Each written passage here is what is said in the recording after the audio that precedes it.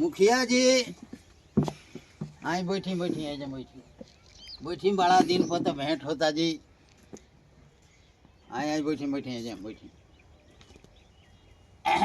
बड़ा दिन पर तो अरे मजे तू हूँ खाली कराना बड़ी दिन पर भेंट हो तड़ी है मुखिया जी। देखो प्राकृतिक भगवान एक ऐसा भगवान बनन उ का चीज है जन नैखन बनैले। जल की ऊपर बनी बिछावन तमु तने आसमान आ चांद सूरज ने बनी मसालटी नाच रहा संसार। तो हंसा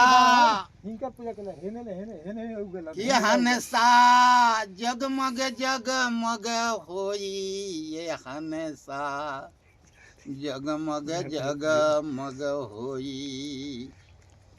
अरे सत्य पिता है धर्म है भाई लज्जा है महतारी।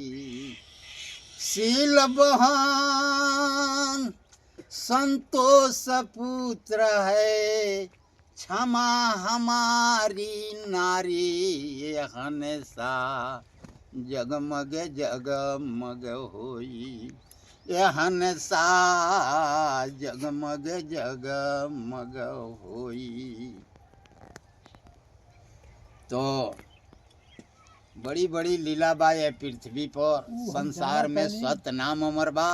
सत्य के पीछे हमनी के चले के बा गलत से डरे के बा है प्रभु। होला ई परेशानी कइल जाता।